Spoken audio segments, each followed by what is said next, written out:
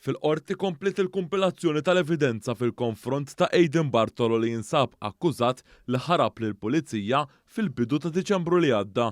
Kunt istabli mill-Special Intervention Unit għalli kifu flimkien uffiċjali oħrajn kienu mqabdin imorru wara karozza li fija jaf ikun hemm xi ħadd perikolus. Spjega li hemm minnhom l-imputat allegatament inqabad bejn karozzi tal-Pulizija u bil-karozza huwa beda jsuq bla doċċ tant li daħal fil-karozzi.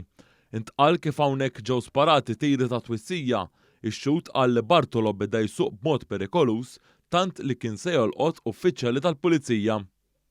Il-qorti tal-appell waqqet is-sentenza ta' 12 sena ħabs li kienet ngħatat lil James Grech ta' 35 sena.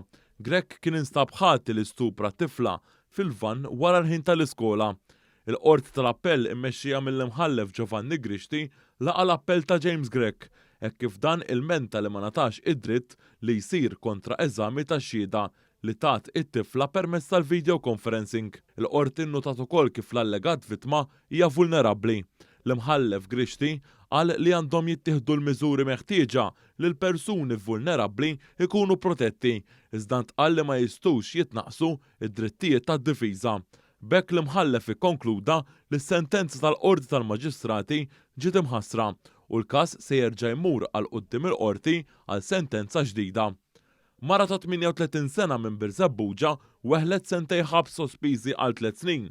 Dan wara li fil-qorti instabet ħatja li għal 9 snin sħaħ sakret mara b'diżabilità intellettwali għal sigħat sħaħ f'kamra ma' żewġ iklib f'intina qawwija. Fil-qorti ntqal kif l-akkużata kienet taqfel lill-vittma bejn l-10 ta' filgħaxija sa 3 ta' wara nofsinhar xi l-akkużata tmur lura d-dar mix-xogħol.